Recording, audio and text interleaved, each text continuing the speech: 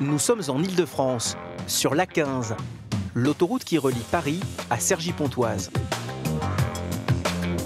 Édouard, 43 ans, fait partie de la CRS 7, une unité dont la principale mission est d'intervenir sur les accidents de la circulation dans le nord de l'Île-de-France. Il est appelé en urgence sur un accident de moto. Avant d'intégrer la CRS 7 il y a 2 ans, Édouard était motard de la gendarmerie en région parisienne. Il sait que lorsqu'il intervient auprès de conducteurs de 2 roues, il faut s'attendre au pire. Un motard, c'est plus fragile qu'une voiture, et puis là, en plus, il remonte entre les fils parce qu'il y a une tolérance. Donc, soit la chaussée est humide, soit les gens qui cherchent dans les bouchons à changer de fil rapidement, voient pas le motard, donc il déboîte, et puis le motard finit dans la voiture ou se fait taper par la voiture. C'est d'accidents réguliers qu'on a, quoi. Sur place, l'état de cette barrière témoigne du choc de l'impact. Après avoir raté la sortie, le motard a dérapé sur ses graviers. La moto a fini sa course dans cette glissière de sécurité. Normalement, ça te fait une belle boucle là, et là c'est tout enfoncé. La roue avant, elle a poussé tout le lisse là en bas, ça l'a poussé dans l'autre sens.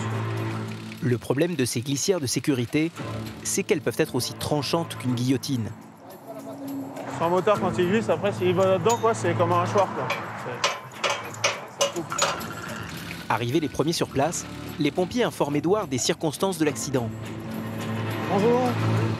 Une motarde seule qui a fait une embardée, elle a glissé sur le gravier. A priori, blessé léger, elle a quand même une plaie suturable, donc je pense qu'ils vont la transporter. Ils sont en train de faire la régule au niveau du SAMU. Sur le côté de la route, le collègue d'Édouard recueille le récit des témoins de l'accident. Ferrari. Coup de chance, cette jeune fille est apprentie infirmière.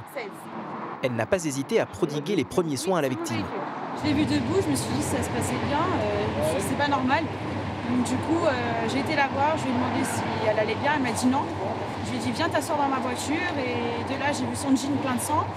Donc j'ai découpé, j'avais ma trousse dans le col, j'ai pris le ciseau, j'ai tout découpé, j'ai vu le trou énorme dans le genou, je me suis dit ça saigne beaucoup, je vais faire un point.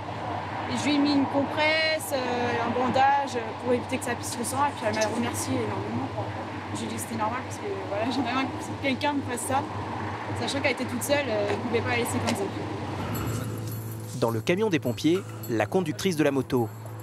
Elle a eu beaucoup de chance, elle s'en sort avec quelques blessures. Je suis bien ouverte au niveau du genou. En fait, donc je pense que c'est ce qu'on me disait, que j'allais avoir des points de suture. Mais de l'autre côté, je suis là. Mais après, c'est l'équipement qui a pris en fait. Moi, après, à ce niveau-là, tout va bien. Tu es bien équipé. Ouais, c'est surtout l'équipement, je pense que c'est important d'avoir l'équipement. Les pompiers vont transporter la victime à l'hôpital le plus proche. Pendant ce temps, il faut tout déblayer pour permettre au plus vite la réouverture de la sortie d'autoroute. Cela fait plus de 3 quarts d'heure qu'elle est bloquée. Et malgré les avertissements, Édouard et son collègue Karl ont du mal à empêcher les automobilistes d'emprunter la voie. Avancez madame, avancez! Là, il y a des plots partout, il y a 2 camions avec des flèches qui disent d'aller à gauche. Et là, t'as des gens qui rentrent encore dans le balisage, quoi. Quand veux-tu qu'il n'y ait pas d'accident? On sera jamais au chômage, nous. À peine le dos tourné, une voiture réussit à s'insérer sous le nez des policiers. Faites quoi, là? Non, on vous a pas demandé de passer là, monsieur, c'est bloqué, là. Il y a quelqu'un qui m'a fait la fille. Moi, j'ai goûté. Ah, mais pourquoi déboîter alors qu'il y a du balisage? La bretelle est fermée, vous déboîtez quand même. Édouard est intransigeant avec ses conducteurs qui forcent le passage. Il décide alors de verbaliser l'automobiliste. Votre adresse, s'il vous plaît, monsieur. Vous allez recevoir une amende à 22 € à la maison, directement. Ah bon? Bah oui, monsieur. Allez, une bonne soirée à vous. Bon courage. Ah, sauf si vous voulez qu'on fasse un tarot. Édouard préfère le prendre sur le ton de la plaisanterie. Mais sur autoroute, les incivilités sont la 3e cause d'accident mortel. Vous avez tapé tout le monde. Ouais, mais je vais faire comment? Ah, mais faut regarder, monsieur. Et Lionel, 36 ans, l'un des plus jeunes du groupe, mais aussi l'un des plus intransigeants. On va pas me prendre pour un jambon, d'accord? Si la voiture roule à 80-90, que vous tapez la voiture à la mettre dans cet état-là, c'est que vous devez arriver un peu plus vite que ça, à mon avis. Et pour lutter contre les comportements dangereux sur la route, la CRS 7 compte depuis quelques années sur un allié, le GLDR, le groupe de lutte contre la délinquance routière. Le contact. Pascal et Sébastien forment un binôme inséparable depuis plus de 3 ans. Chaque jour, ils font la chasse au délit, face à des conducteurs distraits. Faut raccrocher. Oh, des automobilistes irresponsables. Est-ce que vous avez consommé de l'alcool? Un tout petit peu. Pas qu'un peu, je pense. Et même des personnes qui ne sont pas autorisées à conduire en France. le permis il peut venir de je sais pas d'où, Corée, de Chine. Vous n'avez pas le droit de conduire. Surveillance, traque des chauffards, gestion des accidents. Chaque jour, ces policiers évitent le pire. Immersion avec les gardiens de nos autoroutes.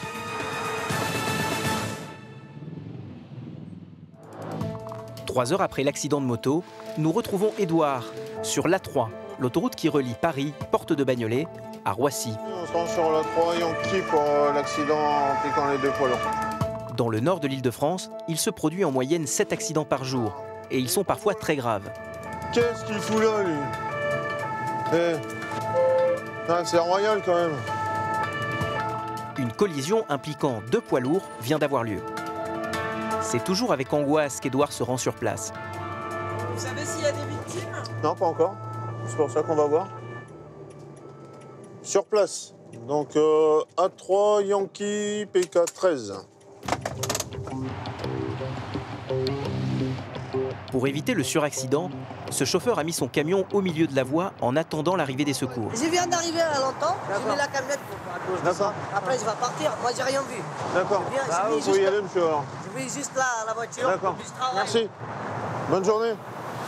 Plus loin, un poids lourd est complètement éventré. Il était stationné sur la bande d'arrêt d'urgence après avoir crevé, quand un autre camion l'a heurté violemment. Miraculeusement, le chauffeur du poids lourd s'en sort sans une égratignure. C'est cet homme. Il venait de quitter sa cabine quelques instants plus tôt. Il a échappé au pire. C'est chaud. Bah ouais. Parce que je voulais attendre dans le véhicule. Et je me suis dit non, jamais. Je suis mis là sur le côté en attendant. Ouais, mais même là sur le côté, faut se mettre soit devant, soit derrière la pile de pont. Ouais. En général, il faut se mettre avant. Parce que même si le véhicule se fait taper, il va aller devant. Quoi. Donc le mieux, c'est de se mettre derrière. Je l'ai fait arriver au dernier moment et... Ça marche. Il attendait entre les glissières de sécurité. C'est ce qui lui a peut-être sauvé la vie. Quand même, ouais, parce que si j'étais dans le camion, je prenais la charge, quoi. Moi, le moment où je crève et le moment où je me fais rentrer dedans, 10 minutes. Hein. C'est le camion de cet homme qui a percuté le poids lourd. Il est encore sous le choc. Vous avez les documents du camion? Vous pouvez nous les ramener? Ouais. Permis de conduire, tous les documents qui vont avec? S'il vous plaît, Permis, tous les documents du contrôle, permis, carte grise, assurance, FIMO, FCOS, la totale, quoi. Ok. Voilà. Attention à vous. L'homme roulait à 90 km/h à peine. Pourtant, les dégâts témoignent de la violence de la collision. Le conducteur a vu le poids lourd stationner au dernier moment. Et malgré un coup de frein, il n'a pas réussi à l'éviter. Simplement, le monsieur était arrêté sur la bande d'arrêt d'urgence, il dépassait un petit peu. Et le camion devant moi s'est décalé sans mettre son clignotant. J'ai jamais pensé qu'il y avait un camion d'arrêté là, surtout que le client était très près du camion et que je suis pas sûr que cette détresse marche à l'arrière. Et qui est responsable, c'est vous? C'est quand même le camion de devant ou non? Ah bah c'est moi, puisque je dois être maître de mon véhicule, c'est moi le responsable normalement. Les deux chauffeurs en sont quittes pour une grosse frayeur. C'est maintenant au personnel de l'équipement et aux dépanneurs d'intervenir. Il faut enlever les véhicules, nettoyer la chaussée et rétablir la circulation le plus vite possible pour éviter qu'un embouteillage se forme.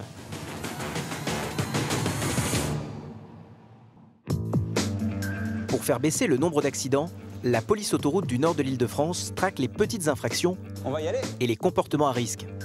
C'est le rôle de Pascal et de son coéquipier Sébastien. Tous deux appartiennent au GLDR, le groupe de lutte contre la délinquance routière. Et c'est incognito, à bord d'une voiture banalisée, qu'ils prennent en flagrant délit les mauvais conducteurs. C'est une façon de dire aux gens, même si vous ne nous voyez pas, on est quand même là. Hein. Voilà, tout simplement. Si en journée, avec une circulation dense, les chauffards se font discrets, les mauvais comportements, eux, sont légion. Comme cet automobiliste, qui vient de se rabattre devant le pare-choc d'un poids lourd. Il vient de faire la ligne continue. Ça, c'est très bien, ça. Pascal est ironique. Même après 3 ans d'expérience, ce type de comportement l'excède toujours autant. Vous nous suivez, monsieur? Ah bah c'est bien ça, c'est professionnel. Vous nous suivez? Ouais. Ah oui, il a tout gagné, oui. Pourquoi? Bah il a le téléphone à la main, il a pas de rétro, il vient de faire une ligne blanche. L'automobiliste d'un certain âge cumule plusieurs infractions. Il roule notamment sans rétroviseur gauche. Il affirme que sa voiture a été vandalisée et qu'il n'a pas eu le temps d'en changer. Non mais monsieur, laissez-moi parler. Oui, avec vous plaisir. faites la ligne continue devant le poids lourd et vous circulez sans rétroviseur. Le rétroviseur, ça fait 3 jours, monsieur. Bah ouais, mais... Il me l'a placé, qu'est-ce que vous voulez que je fasse? C'est interdit de circuler avec un véhicule qui n'a pas de rétroviseur à gauche. Ah oui. Qu'est-ce que vous voulez? Avec sa casquette sur la tête, le retraité tente de négocier avec Pascal. Il lui pose même une main amicale sur l'épaule. S'il vous plaît, monsieur. Ah monsieur, je vais quand même relever à votre compte des infractions. S'il vous plaît. Je vais vous mettre non-respect de la signalisation routière, monsieur. D'accord? C'est 22 €. Non mais, laissez-moi parler. Parce que sinon, je vais relever vraiment les infractions que je dois relever. Ok? C'est bon? L'homme s'en tire bien. Pascal lui met 2 amendes au lieu de 3, à 22 et 45 €, mais sans retrait de points. Le retraité n'en a quasiment plus sur son permis. Vous restez souvent de négocier avec vous? Tous les jours. On aurait pu être commerçant parfois. Je suis gentil sur la ligne continue parce que quand bien même il gêne le camion, vu la vitesse de circulation, il n'est pas accidentogène en tant que tel. Par contre, je laisse pas passer, donc au moins je relève une infraction, même minime, mais je laisse pas passer, quoi. Si cela fait 3 ans que Pascal et Sébastien sillonnent en équipe les routes du nord de l'Île-de-France, cela ne les empêche pas d'être régulièrement surpris par les comportements de certains usagers qui frôlent parfois l'inconscience. Là, on a un 50 cm3 sur l'autoroute, c'est strictement interdit et dangereux pour lui-même. Nous sommes à présent sur l'A3, en direction de l'aéroport Roissy-Charles de Gaulle. Et sur la voie de droite, n'excédant pas les 65 km/h, un scooter de 50 cm3 se fait dépasser par les voitures. Bonjour, je peux savoir qu'est-ce que vous faites sur l'autoroute avec votre scoot là? C'est un 50 ça? Oui. Bah, qu'est-ce que vous foutez sur l'autoroute avec ça? Moi, je sais pas, la voie, il a acheté hier, c'est ça. Je ne connais pas, ça c'est interdit. Bah, vous avez quoi? Vous avez le permis de conduire, vous? L'homme ne parle pas très bien français. Il prétend avoir acheté son scooter la veille. Après vérification, il n'est pas assuré à son nom. Bah, il n'a pas encore fait les papiers. Ah bah, je sais pas, parce qu'il appartient toujours à le qui habite à Livry-Gargan. Donc voilà. C'est extrêmement dangereux étant donné que l'autoroute A3 est une autoroute à la circulation très dense. Les 50 cm3 ne peuvent pas adapter leur vitesse au flux de circulation sur une autoroute qui circule normalement. Et ils sont d'autant plus vulnérables que si les voitures arrivent vite, ils ne vont pas forcément les voir et ils peuvent se retrouver très vite par terre. Mais le conducteur du 2 roues ne comprend toujours pas pourquoi il ne peut pas rouler sur l'autoroute. Alors monsieur, vous devez repartir sur un dépanneur. Ça, vous n'avez pas le droit de circuler avec ça, on va faire appel à un dépanneur. Non. C'est forbidden. Les panneaux sont à l'entrée de l'autoroute avec le gros rond et interdit aux cyclos. Bah, on apprend aussi à regarder quand on conduit. Ah, le dépanneur, voilà. c'est qui? C'est pas possible. Ah ouais. L'individu repartira en dépanneuse, tout comme son scooter. La journée, sur autoroute, les accidents sont la plupart du temps provoqués par des erreurs d'inattention. L'une des causes, c'est souvent le téléphone au volant. C'est interdit le téléphone. Bah, il met quoi? À l'origine d'un accident corporel sur 10 en France. Cette conductrice est tellement prise dans sa conversation qu'elle ne voit pas les policiers. Faut raccrocher. Oh! Et on prend la sortie tout de suite là. Allez, tout de suite. Elle a eu peur. Là. Elle va être toute tremblante là. La sortie là. Allez! Prenez la sortie. Prenez la sortie. Un danger.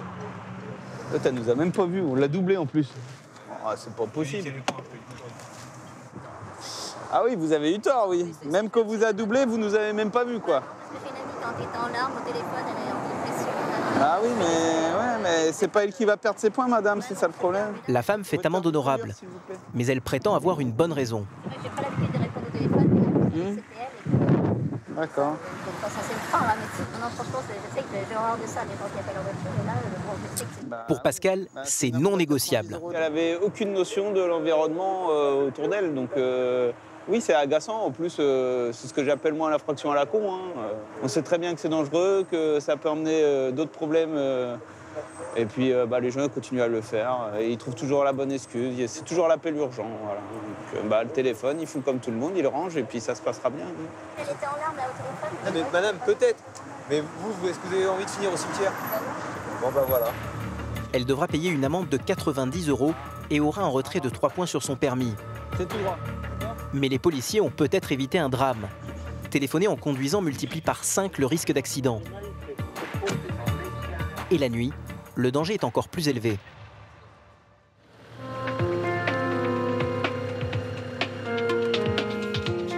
Lionel, 36 ans, appartient lui aussi à la CRS 7 de la police autoroute. Il est 23 h et il vient de recevoir un appel radio. On a un accident sur l'autoroute A1 entre deux VL apparemment, donc on va se rendre sur place. C'était combien d'accidents en combien de temps là? On en a eu un tout à l'heure, mais là c'est un second accident, voilà, en espace de 10 minutes. Il s'est produit il y a quelques instants à proximité du Stade de France. Une voiture est complètement emboutie. Elle a été percutée par un autre véhicule. À l'intérieur, une femme avec ses 2 enfants. Lionel cherche d'abord à obtenir sa version des faits. Qu'est-ce qui s'est passé?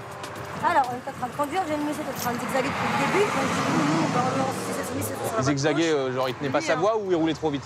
Il roulait trop vite entre machin. Il était au téléphone déjà. Donc lequel?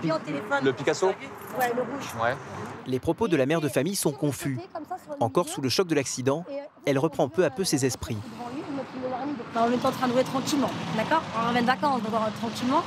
Et donc du coup, le monsieur était au téléphone pendant tout le chemin, en train de zigzaguer gauche-droite, en évitant les voitures.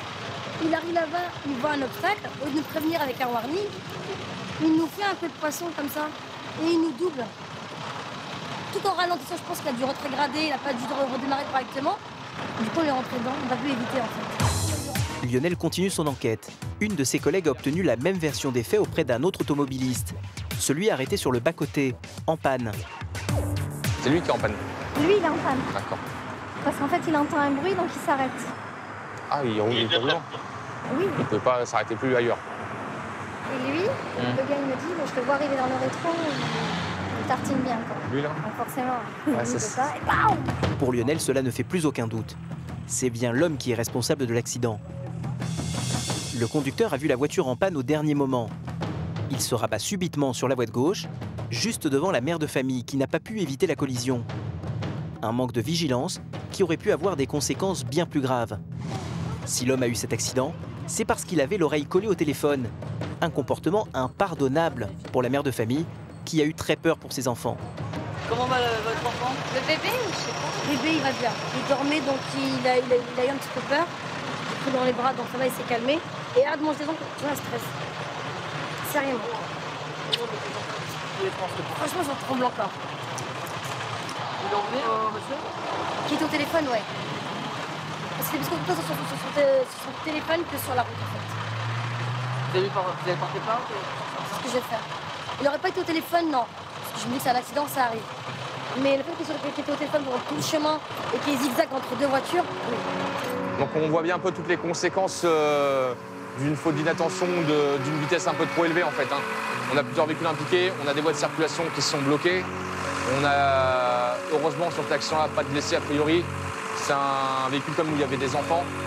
On peut vite passer de rentrer tranquillement à la maison à finir à l'hôpital. Le conducteur mis en cause va être entendu au commissariat. Il risque également des poursuites pour défaut de permis. Il roule en effet avec un permis étranger, non valable en France. Comme lui, il serait plusieurs dizaines de milliers de conducteurs.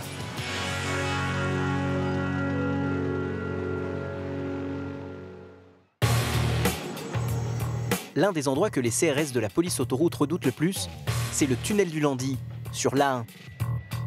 Situé entre le Stade de France et l'entrée du périphérique parisien, ce tunnel long d'1,5 km fait partie des plus empruntés d'Europe. Près de 220 000 véhicules par jour. Quelle que soit l'heure de la journée, le trafic y est extrêmement dense et les accidents presque quotidiens. Il est 8 h, c'est l'heure de pointe pour tous ceux qui partent au travail. Édouard, de la CRS 7, est appelé en urgence. Donc là, on va se rendre sur un accident matériel de circulation impliquant 2 véhicules sur la 1, juste après le tunnel du Landy. 2 véhicules se sont percutés à la sortie du tunnel. L'accident vient de se produire. Un ralentissement de plus d'1 kilomètre s'est déjà formé. Il faut se faufiler dans le trafic. Il faut regarder un peu partout, c'est un peu comme la conduite d'une moto, quoi. Faut regarder loin, anticiper un max tout ce qui peut arriver, quoi. Dans ce genre de situation, il faut agir vite. Les 2 véhicules impliqués sont à l'arrêt en plein milieu de la chaussée. Au pire endroit, l'autoroute est coupée en 2. Un accident classique à la sortie du Landy. Qu'est-ce qui s'est passé là? Apparemment, monsieur, il y a eu un ralentissement, c'est ça, monsieur? Il y a eu un ralentissement, il est rentré, il a percuté de son avant l'arrière du véhicule. Cet ouvrier du bâtiment a l'habitude d'emprunter ce tunnel. Comme chaque matin, il se rendait au travail avec son collègue. On était en train de discuter avec mon ami, mais j'étais pas non plus distrait, quoi. Mais ça freinait vite. C'est quand même un véhicule qui freine un petit peu moins bien que la voiture précédente. Le problème, c'est que le conducteur de la voiture n'est pas en état de repartir. Il est toujours assis derrière son volant. Vous avez mal au cou? Attends, ouais, le monsieur il a mal à la tête. Donc les pompiers arrivent. Hein. Moi, je suis pas médecin, mais on suppose qu'il y a eu un petit coup du lapin lors du choc. Donc les pompiers ont été prévenus, donc ils vont venir. Il va être pris en charge par les pompiers qui le transporteront certainement à l'hôpital par la suite. En attendant leur arrivée, ce que craint également Édouard, c'est le suraccident sur la voie d'en face, provoqué par ceux qu'il appelle les corbeaux.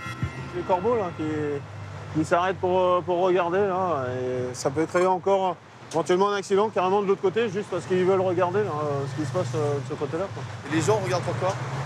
Curiosité, tout simplement.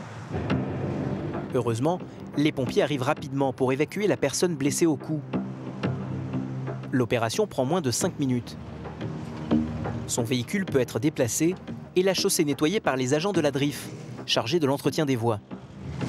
Là, les gars de la DRIF ont mis de l'absorbant, du produit absorbant, pour éviter que le liquide fasse glisser les motocyclistes, hein, et qu'on soit obligé de revenir sur le même endroit pour une chute de moteur. Dans ce flux de circulation incessant, le moindre incident peut avoir de grosses répercussions. En remontant l'autoroute à sens inverse, une file de voitures avance toujours au ralenti. Il y a eu 1,5 km, en gros 1,5 km, 2 km de retenue, juste par le ralentissement et la neutralisation de 2 voies concernant l'accident sur lequel on vient d'intervenir. Donc ça va super vite, quoi. Moins de 3 heures après cette collision, la journée ne pouvait s'achever sans qu'Édouard soit de nouveau appelé sur le tunnel du Landy. Cette fois, l'accident est plus important. On nous appelle pour un accident impliquant 6 véhicules à la sortie du Landy en direction de la province. Donc on va y aller voir. Il y a les dépanneurs et les sapeurs-pompiers qui sont prévenus. Donc ils vont arriver, on va pratiquement tous arriver en même temps. Une fois sur place, c'est le réflexe habituel. Édouard balise la voie pour éviter le suraccident. Avec 6 voitures impliquées dans la collision, c'est toute la voie de gauche qui est supprimée sur une 50aine de mètres. Vous êtes impliqué dedans? Ah oui, je suis la première voiture. Moi. La première voiture, il va me falloir les documents. Tout le monde nous a poussés, je suis collègue. Hein? Édouard doit au plus vite récupérer les identités de chaque conducteur pour réaliser les constats. Vous êtes où, vous? C'est quelle voiture, la vôtre? Celle-là, vous avez les documents de la voiture? C'est cet automobiliste qui aurait provoqué l'accident. À la sortie du tunnel, le conducteur a été surpris par un fort ralentissement. Il a embouti l'arrière d'un premier véhicule et a entraîné la collision en chaîne. Il y a une voiture qui s'est arrêtée du coup. Ouais, vous avez tapé tout le monde. Ouais, mais je fais comment? Hein? Pour moi, on allait à vive allure, tout le monde allait. Ah, mais faut regarder, monsieur. C'était bouché devant, là, avec la sortie au Stade de France. Ouais. Donc il y avait au moins 3 des 5 voitures qui étaient arrêtées. Et la Corsa, c'est pas trop ce qu'il a fait. Il déclare que ça roulait et il n'y est arrivé dedans assez rapidement, on va dire. C'est lui qui a poussé les 5 voitures, comme les dominos D, pareil. En bout de chaîne, c'est cette voiture la dernière à être percutée. Ce jeune homme était à l'arrêt. Ça a fait bam bam bam, on n'a pas compris, on a pris le dernier coup un dernier en fait. Vous avez rien? Un peu mal au dos, mais ça va, on va supporter. On verra plus tard, il y a plus important je pense. La collision a causé pas mal de dégâts matériels. Elle a également fait des blessés, notamment cette femme, la compagne du conducteur à l'origine de l'accident. Ça va madame? Ça va aller? Ouais, les pompiers arrivent. Hein. Les pompiers mettent moins de 5 minutes à arriver. Rapidement, ils dressent un premier bilan. On suspecte un traumatisme au niveau du rachis, de la colonne vertébrale. C'est pour ça que par précaution, en fait, on immobilise complètement. Pour certains, cet accident a priori anodin va avoir des répercussions graves sur la vie professionnelle. C'est le cas de ce chauffeur de taxi. Ah là, ça va dépendre, c'est sûr. Ça va me bloquer pour le travail. Moi, je suis indépendant, donc c'est plus les crédits, etc. qui me font réfléchir. Pour d'autres, les considérations sont plus légères. On est vraiment emmerdés en fait. Pourquoi? Parce qu'on se rate le concert d'ACDC. Et comme on ne sait pas si on peut rentrer chez nous, on est à 800 bornes de la maison, on est sur la route depuis 5h30 ce matin. On arrive d'Agen, voilà. On vient pour un truc et on est embêté à 500 mètres de notre objectif.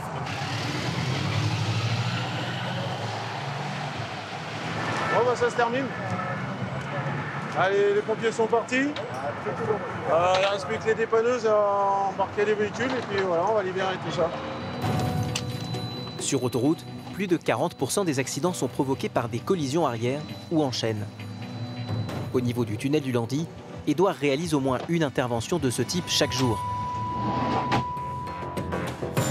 Après un accident, les automobilistes peuvent parfois rester coincés plus d'1 heure dans les bouchons. Alors quand ils en sortent, certains ont tendance à se lâcher. C'est le cas sur ce tronçon de l'A1, à 25 km de la capitale en direction du nord de la France. Il est bien connu par les policiers pour ses grands excès de vitesse. Xavier appartient également à la CRS 7. Aujourd'hui, il est chargé de monter une opération de contrôle de vitesse. Les gens vont être pris en contrôle radar à ce niveau-là. Donc sur un début de faux plat, on va dire, et au niveau du pont que vous avez en face. L'unité effectue sur cette zone au moins un contrôle routier par semaine. Ce soir, il mobilise une quinzaine de policiers, dont plusieurs motards. Alors ici, on a une limitation de vitesse qui est un petit peu ralentie, qui est à 110 km/h. Et en fait, on a énormément de gens qui repartent sur la Belgique ou sur le nord de Paris. Et on a des gros excès de vitesse. Midi, noir, attention, et top, ça passe. À 5. Une première infraction est constatée. Les motards de la police autoroute prennent en chasse le véhicule.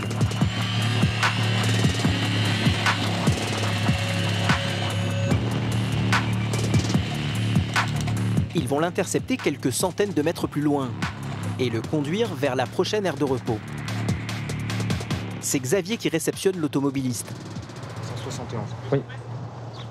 Bonsoir madame. Bonsoir. La police de la route. Oui. Vous avez été pris donc à l'Eurolaser 3 à une vitesse de 171 km/h au lieu de 110. Vous coupez le moteur. C'était 130. Non madame, vous êtes à une portion sur 110 km/h. Une différence qui va coûter très cher à cette automobiliste. D'autant qu'elle n'est pas de nationalité française. Et là, l'amende est beaucoup plus salée. Vous êtes dans la catégorie « Je circule à plus de 50 km/h au-dessus sur le territoire français et je suis étrangère », ce qui est votre cas. L'amende est de 750 €. La conductrice belge accuse le coup. Si vous n'êtes pas en mesure de payer la somme, nous allons saisir votre voiture. Elle partira donc en dépanneur et on vous la restituera au moment du paiement. Je vais essayer de retirer l'argent. Vous n'avez pas de chèque encaissable en France? Vous auriez pu avoir... Chèque, c'est plus de cet âge ici. Hein. Et ce n'est pas fini. Avec un excès de vitesse supérieur à 50 km/h, elle a en plus une rétention immédiate de son permis de conduire. Elle ne peut pas repartir avec de son propre véhicule. Donc elle a appelé un de ses collègues qui va donc récupérer la voiture et ils pourront donc quitter les lieux. Mais ce soir, ce n'est pas la seule personne qui va perdre son permis. Cet homme qui tentait de négocier avec les policiers perd son sang-froid.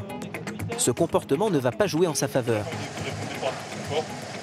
Je dis pas de mal là, j'ai dit c'est combien de points? C'est pas comme ça. Vous voulez que j'emploie des formes de politesse de quoi? Il y a des gens cachés sur le pont là-haut à vouloir nous vous voulez que je sois poli de quoi? Ils ont raison. Je vous ai dû demander c'est combien de points. Je sais pas, vous voulez que je sois poli de quoi? J'ai dit bonsoir, quand je suis arrivé j'étais tranquille, cool. Je vous ai dit bonsoir, je vous ai fait même un sourire. Ben, il a circulé à 159 km/h pour une vitesse à 110 km/h. Et donc on lui fait la rétention du permis de conduire car à partir de 40 km/h on peut faire la rétention du permis de conduire. Et donc il a plus 41. Donc pour 1 km/h, comme il dit, on lui fait la rétention du permis de conduire. Et il aura une amende. Ça vous énerve ce type de comportement? Ah bah quand on m'aborde comme ça, oui, complètement. Enfin, c'est pas grave. On en voit d'autres. Hein. Quelques minutes plus tard, les motards partent en trombe. Un nouvel automobiliste est pris en infraction. Xavier l'attend de pied ferme. Cette fois, la sanction sera indiscutable. Un véhicule, donc on ne sait pas encore quelle marque, 184 km/h au lieu de 110, donc avis de rétention immédiate du permis de conduire. On va l'attendre en même temps. Escorté par un motard, il arrive quelques instants après sur l'aire de repos. Et en plus, comme le A l'indique sur la vitre arrière, c'est un jeune conducteur. La police de la route, vous avez été pris donc à 184 km/h au point kilométrique 23 sur l'autoroute 1, limité à 110. Vous êtes jeune conducteur jusqu'au 8 juin 2016. Ouais, dans un an. Donc en plus, la vitesse était limitée à 100. Donc inutile de vous dire que rétention immédiate du permis de conduire, vous pouvez d'ores et déjà, si vous avez personne dans la voiture, Non, je suis tout seul, appeler quelqu'un pour récupérer l'Opel, si c'est une Opel ou un Volkswagen. À partir de ce moment-là, le jeune homme d'une vingtaine d'années redevient piéton. Dans le fourgon, il prend conscience des conséquences dans sa vie de tous les jours. Vous avez froid? Non, bah non, je viens de perdre mon permis, quoi. Vous savez, je travaille, j'essaie de le payer, je viens de payer ma voiture. Je n'ai pas fini de la payer. Qu'est-ce qui s'est passé? Vous n'avez pas vu le compteur? Non, bah, il fallait que j'enlève vite chez moi, en fait. L'attestation d'assurance, idem. Vous gardez aussi? Tout ça, je vous le rends. Ok, d'accord. La seule chose que je garde, c'est le permis. Bah, forcément. Pas de conduite dans les 72 heures. Attention. Et lorsque l'arrêté sera pris, si vous conduisez malgré une suspension, c'est pas la même. Hein. Xavier le met en garde. S'il reprend le volant, il s'expose à 2 ans d'emprisonnement et à une amende de 4 500 €. Sans compter qu'il ne sera plus couvert par son assurance en cas d'accident. Mais cela ne semble pas l'effrayer. C'est notre service. Mais je vous explique. C'est ça qu'il faut bien que j'aille travailler. Je le sais très bien. Vous voulez que je fasse comment? Transport en commun, je sais que c'est pas évident. Je finis pas tous les jours à 22 h, monsieur. Vous savez très bien. Je sais que vous allez me dire que je sais que c'est pas bien, mais vous voulez que je fasse comment, vraiment? Faut bien que je gagne ma vie. Et s'il faut que je fasse ça, je le ferai. Il avoue clairement qu'il reprendra le risque de rouler sans permis de conduire. Après, je verrai comment ça se décision. La décision, si c'est une suspension, on m'enlève complètement, je dois tout repasser. Mais pour l'instant, bien sûr, je suis obligé d'aller travailler, donc ouais, je vais prendre ma voiture. En France, on estime à au moins 500 000 le nombre d'automobilistes en défaut de permis. Ce soir, sur 15 contrôles, les policiers confisqueront 5 permis de conduire.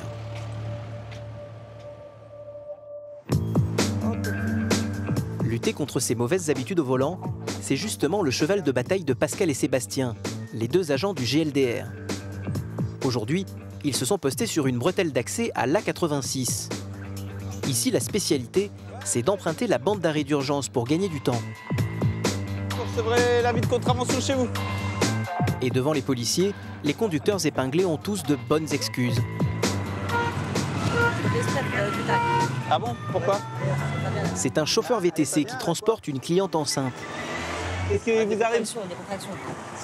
Une tous les combien? Hein? Tous les 5 minutes, ça va aller. Votre permis, s'il vous plaît? Bah bien sûr. Une raison qui laisse le policier de marbre. D'ailleurs, l'homme se montre très vite plus préoccupé par la sanction qu'il encourt que par les contractions de sa passagère. Qu'est-ce que je vais avoir? Bah, nos présentations du permis de conduire, circulation sur bande d'arrêt d'urgence. Ouais. Bah c'est tout. Et ça entraîne quoi? Bah la circulation sur bande d'arrêt d'urgence, 90 €, 3 points monsieur. Non. Bah si. Le problème, c'est qu'il n'en est visiblement pas à sa première infraction. Si je fais ça, j'ai plus de travail. Mais si, il vous reste pas que 3 points monsieur. Comment? Il vous reste pas que 3 points sur le permis. Hein? Il me reste 3 points là. Bah faut passer un stage monsieur. L'homme a peur de perdre son permis. Il s'agace. S'il a pris la bande d'arrêt d'urgence, ce n'est pas de sa faute. J'aurais jamais pris la bande d'arrêt d'urgence. Elle est pas bien, il faut que j'emmène à l'hôpital. D'accord. C'est une urgence. Appelez les pompiers. Vous croyez que c'est ma faute? On m'appelle d'urgence, je vais jusqu'à Paris pour la prendre, pour la ramener. Je regarde la circulation, elle me dit j'ai mal, qu'est-ce que je fais? Je prends roule toi, mais t'as regardé, roule. Pour la passagère, les contractions semblent s'être arrêtées. Le chauffeur VTC, lui, a du souci à se faire. S'il ne lui reste bien que 3 points, il risque une annulation de son permis de conduire. Tout à l'heure, on était bien sur la bande d'arrêt d'urgence, on y retourne. On y sera bien aussi. Dépêchez-vous. En 1 heure de contrôle, les 2 policiers vont ainsi verbaliser une vingtaine d'automobilistes. Mais c'est aux abords de Paris que rouler sur la bande d'arrêt d'urgence est devenu un sport national. Ce qui a le don d'énerver Pascal. Ça par contre, oui, c'est une infraction qui m'agace parce qu'il y a énormément de monde qui travaille sur les bandes d'arrêt d'urgence, même si les gens ne les voient pas tous les jours. Et ça peut être des infractions au code de la route qui peuvent provoquer des accidents graves, très graves, voire mortels. Même pour vous, c'est un peu dangereux finalement. Ah ouais, il y a des moments où ça nous passe tout près. Mais on prend l'habitude, hein. On apprend à marcher à reculons déjà. Et puis, on est très méfiant. On évite un maximum d'intervenir sur la chaussée même ou sur son abord immédiat. On essaye toujours de sortir le véhicule pour gagner en sécurité. Après, la sécurité 100%, elle n'existe pas, quoi. On a un client qui arrive sur la bande d'arrêt d'urgence, là derrière. Là. Alors, avec ces automobilistes, c'est aucun cadeau. Surtout lorsqu'il lui passe sous le nez. Vas-y, reste là. Hein. J'ai cru qu'il allait repartir. Ah mince, on a loupé ça. Ouais. Allez. Vous savez pourquoi on vous arrête là au moins? Je sais en fait, c'est parce que je suis gêné. Ah bah. Il n'y a aucun souci, je le sais très bien. Ah ouais, il n'y aura aucune excuse. Ouais, non, mais l'individu reconnaît immédiatement ses torts. Alors le permis? Je crois que j'ai laissé à l'agence de location, je vais l'appeler là. Non, c'est pas possible que vous les laissiez à l'agence de location, monsieur. L'homme prétend avoir oublié son permis de conduire chez le loueur. Les policiers ont des doutes. Sébastien va vérifier au fichier central.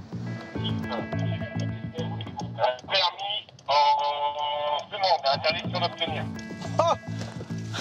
Ah, c'est bien reçu. Ça c'est bon ça. Bah il appelle l'OPJ. Ça veut dire qu'il a pas le droit de conduire. Il a pas le droit de conduire. Surprise, le conducteur a en fait loué son véhicule avec un permis nigérian, qui n'est pas valable sur notre territoire. L'homme a déjà eu un permis français, mais celui-ci a été annulé. Le permis français, il est annulé, ça vous le savez. Vous êtes en demande, vous n'avez pas le droit de conduire. C'est pas que je suis en demande. Si, vous êtes inscrit à une auto-école à un moment donné de votre vie, ici. Oui, je me suis inscrit ici. Voilà, point barre. À partir de ce moment-là, vous devez avoir le permis français. Le permis, il peut venir de je sais pas d'où, de Corée, de Chine. Vous n'avez pas le droit de conduire. En plus, vous avez interdiction d'obtention. Donc ça veut dire, oui. En plus, vous avez la mention interdiction d'obtenir. Donc ça veut dire que vous conduisez très mal, vous. Donc maintenant, on va sortir, on prend les petites affaires, on va vous montrer ce qu'on a dans les poches et on va aller à la voiture. Le ton a beau être cordial, Pascal ne transige pas. Car si l'homme a interdiction d'obtenir un nouveau permis en France, c'est qu'il a commis une grave infraction au code de la route. Il est emmené au commissariat, où il va être placé en garde à vue.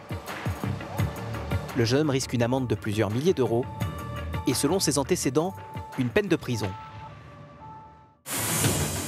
Retour avec Lionel, 5 ans d'expérience à la CRS 7. Comme d'habitude, son service débute le soir. La nuit, le risque d'accident est 2 fois plus élevé que le jour. Alors là, effectivement, on zigzague sur l'autoroute de façon à faire ralentir les véhicules pour qu'au moment où on arrive sur l'accident, on puisse intervenir en toute sécurité. Pour que les voitures n'arrivent pas à 100, 110 au moment où nous on se trouve à l'arrêt, on essaie de faire ralentir un maximum la circulation. C'est le début du week-end, il intervient sur un carambolage. Il vient d'avoir lieu sur l'A86, à proximité de la ville de Saint-Denis. Attendez. La nuit sur autoroute, avec l'obscurité, tout est beaucoup plus dangereux. Est-ce qu'il y a des blessés ici? Non, ça va, D'accord. Après s'être assuré qu'il n'y avait pas de blessés, il se dépêche maintenant de sécuriser la route. Tu me fais un balisage voie de gauche et on va prendre un balisage voie de droite. Sur le bord de la chaussée, une mère de famille avec 2 enfants en bas âge et une adolescente se sont mises en sécurité. Elles roulaient tranquillement sur la voie du milieu quand un véhicule les a violemment percutés.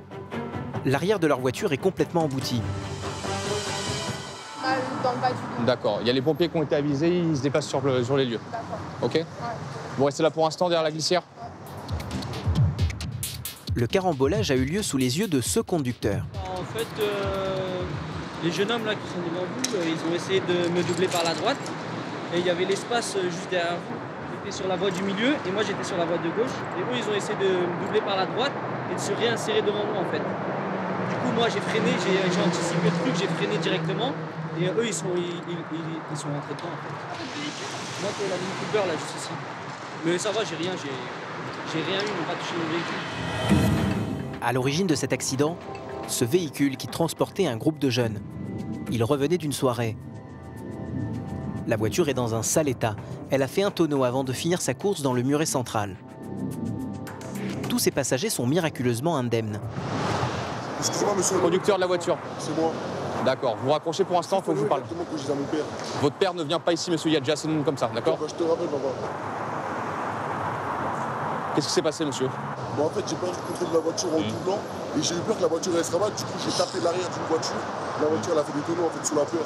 Vous avez des problèmes d'amygdale, monsieur? Vous avez des problèmes avec vos amygdales? Vous avez des problèmes avec vos amygdales? Bah, arrêtez de cracher partout. Vous auriez de l'eau pour mettre dans mon... Non, j'ai pas d'eau, monsieur. Ok. Vos papiers sont où, monsieur, à vous? J'ai fait une volante de la voie d'insertion. Ok. Donnez-moi votre permis déjà. C'est pas un combattant, le temps que je sors mon permis. Il y a une pièce d'identité avec. C'est un jeune conducteur. Il a eu son permis il y a seulement 12 jours. Mais selon Lionel, s'il a perdu le contrôle de sa voiture et provoqué cet accident, ce n'est pas seulement à cause de son manque d'expérience. Le policier suspecte autre chose. Il retourne vers la mère de famille. D'accord. Qu'est-ce qui s'est passé en fait? Honnêtement, j'ai juste entendu un boum derrière. Et vous rouliez, vous n'avez rien vu arriver? Ouais, j'ai vraiment rien, mais de rien. Ça a d'un coup. Juste entendu un boum. Et tout a tapé derrière. Et la voiture, elle a tourné. Ok, vous rouliez à combien? En dessous de 90. Enfin, d'accord. 90 Et le choc, il a été assez violent? Ah non, mais c'était très violent. C'était horrible. Regardez, le vélo de mon fils, il est là-bas. D'accord. Non, mais c'était très violent. C'est horrible. C'est horrible. Le siège était retourné. Monsieur, vous avez quoi, s'il vous plaît? Vous rouliez à combien, monsieur? Je devais être entre 90 et 100. Ouais, il va y avoir un souci, monsieur, parce que la dame, si elle roule à 90, que vous roulez à 90, je vois pas comment vous pouvez lui mettre sa voiture dans un état comme ça. En fait, je suis parti là-bas. Vous voyez l'entrée du pont, le tournant. En fait, j'étais là-bas et il y avait 2 voitures. Et moi, comme je suis jeune conducteur, j'ai pas encore les notions. Et j'ai voulu doubler sans j'ai pas appuyé sur le truc, là, j'étais à 100 tout le monde, entre 90 et 100. J'ai voulu doubler entre 2 voitures, j'ai pensé que ça passait. Monsieur, il y a une voiture qui a dû couler, je sais pas. Par contre, il va falloir pas me prendre pour un jambon, d'accord? Si la voiture roule à 80-90, que vous tapez la voiture à la mettre dans cet état-là, c'est que vous devez arriver un peu plus vite que ça, à mon avis. Quand je dis un peu. Je sais pas à quelle vitesse je roulais, mais je ne voulais pas plus de 100 en tout cas. Vous consommez de l'alcool, monsieur? Stupéfiant? Rien du tout. Depuis que j'ai eu le permis, ça fait longtemps que j'ai arrêté, depuis que j'ai perdu, j'ai arrêté. Selon le policier, le jeune conducteur roulait certainement bien au-dessus de la vitesse autorisée. Il le soumet à un test d'alcoolémie. Donc pour l'alcool, c'est négatif. Et de stupéfiants. Comment ça marche? Il y a des petits cristaux qui ont été brisés, monsieur, ça envoie un liquide. Si vous êtes positif aux stupéfiants, on le verra apparaître. Donc au niveau des stupéfiants, il y a une barre, donc c'est négatif. Ça veut dire quoi, ça? Bah, c'est négatif, c'est bon. Ah, c'est-à-dire que j'ai rien pris? Bah oui. Parce que dans tous les cas, je fume pas, donc... oui, mais je vous le montre quand même, monsieur. Le garçon n'a pas l'air sûr de lui. Pourtant, les tests sont bien négatifs. À l'arrivée, les dégâts sont surtout matériels, même si par précaution, tout le monde est emmené à l'hôpital pour des examens. Vos papiers à vous, monsieur? Comment? Il y a tout. Au niveau des messieurs, ils seront transportés ou pas? Non. D'accord. Je vous récupère la feuille, je vous donne ça.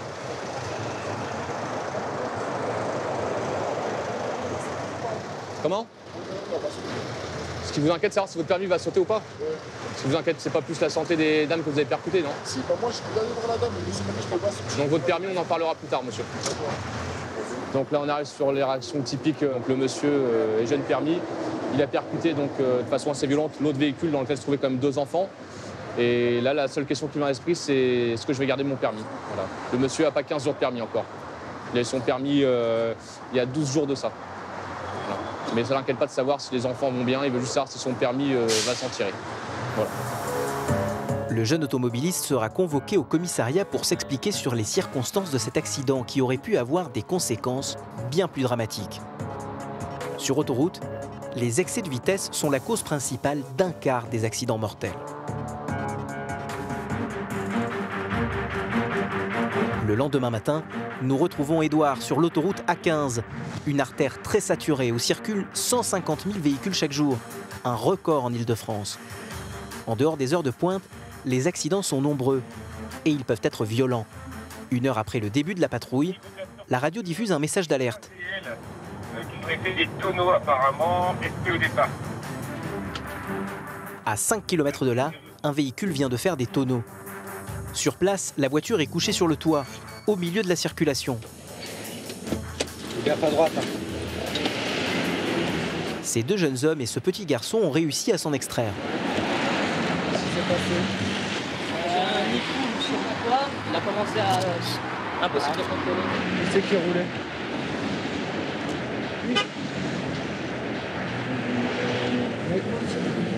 Le jeune homme désigne son ami comme le conducteur. Mais bizarrement, celui-ci a une toute autre version. Alors, qui c'est qui roulait? Non, je dis que c'est vous et vous dites que c'est lui qui roulait. C'est lui. Attendez. Vous restez là, monsieur, restez là. Qui roulait exactement? J'ai dit une dernière fois qui roulait. Lui dit que c'est l'autre qui roulait, l'autre dit que c'est lui qui roulait. Ouais. Si le jeune homme veut faire croire aux policiers qu'il n'était pas au volant, c'est qu'il cache peut-être quelque chose. Karl, le collègue d'Édouard, décide de jouer franc jeu avec lui. C'est vous qui êtes en train de rouler avec la voiture? Je pose une question. Regardez-moi, j'ai le soleil dans les yeux. Et c'est qui roulait avec le véhicule? Qui est au volant? Bonhomme, tu viens ici. Voilà, reste là en sécurité. C'est vous qui roulez? Sûr? C'est pas votre ami? Est-ce que vous avez consommé de l'alcool? Un tout petit peu. Ah, pas qu'un peu, je pense. Pas qu'un peu, vous le sentez? Ah oui, je le vois. Vous êtes... L'homme ne cherche plus à se défausser. Sous l'emprise de l'alcool, alors qu'il a sous sa responsabilité un jeune garçon, il n'a aucune idée des raisons qui ont pu provoquer l'accident. On roulait, d'un coup, c'est parti en tonneau. Il n'y a pas eu un obstacle? Vous avez mis un coup de volant? Il n'y a pas eu d'obstacle, vous pouvez regarder tout ce que vous voulez, il n'y a pas eu d'obstacle. Le conducteur ne s'est même pas rendu compte qu'il a en fait heurté la barrière située sur la file complètement à gauche. Donc là, il a été tapé le muret là. La voiture s'est mise sur le toit et il est venu s'arrêter ici, en glissant. Donc en gros, il a traversé toutes les 4 voies sans se faire taper par aucune voiture. Il a eu beaucoup de chance. Ouais. Ouais, il a eu pas mal de bol. Ouais. T'étais dans la voiture aussi? Oui, j'étais dans la voiture. Ça va? À part la mâchoire, mais aussi. À part la mâchoire? L'enfant, le neveu du passager, se plaint de douleur. Les pompiers arrivés sur place vont le prendre en charge. Ils en profitent également pour examiner le conducteur. Moi, j'ai toute ma conscience, il n'y a pas de problème. Ouais, mais ça vous a quand même un peu marqué, non? Plainte de douleur au dos, au cervical à mon avis. En attendant, nous on se met entre guillemets un peu en retrait pour prodiguer les premiers soins. Si on voit que c'est un peu mieux, on fera le reste des vérifications pour alcoolémie et tout ça. Par mesure de précaution, les pompiers décident de conduire l'homme à l'hôpital. Mais avant, Édouard veut vérifier s'il conduisait en état d'ébriété. Là, ça n'est oui. Ça marque juste qu'il est au-dessus de la limite légale. Donc il est au-dessus des 0,25. Le conducteur est positif au test d'alcoolémie. Alors les policiers ne s'arrêtent pas là. Ils veulent savoir si l'homme a également consommé des stupéfiants. Ouvrez la bouche. Pour le contrôle, Karl dispose d'un test salivaire nouvelle génération, plus fiable et plus rapide que les anciens. Au bout de quelques minutes, verdict. Il est positif au cannabis. Vous avez ici le deuxième trait qui montre ici qu'il est positif au cannabis. Ça implique quoi pour lui? Ça implique que forcément l'assurance ne va pas se mettre en route parce qu'il sera responsable de tout. Il va devoir rembourser tous les frais annexes, les frais hôpitaux pour le petit. Les frais causés à l'autoroute, donc le musoir et tout ça, beaucoup de choses. Le mélange alcool et cannabis multiplie par 14 le risque d'être responsable d'un accident mortel. Au niveau du coffre. Ces dernières années, Édouard assiste à une augmentation de ses conduites dangereuses. Ah, alcool plus stup, ça commence à faire, quoi. Surtout qu'ils ont la responsabilité d'un minot, quoi. C'est pénible, ça devient un fléau. On essaye de combattre tout ça. Le conducteur sera présenté à un juge. Pour conduite sous l'emprise de l'alcool et de stupéfiants, il risque jusqu'à 3 ans de prison et 9 000 € d'amende. En 2014, sur les 700 km d'autoroute que couvre la CRS Nord-Île-de-France, plus de 30% des automobilistes soumis au dépistage étaient positifs aux stupéfiants. Pour contrer le phénomène, l'unité a depuis triplé ses contrôles.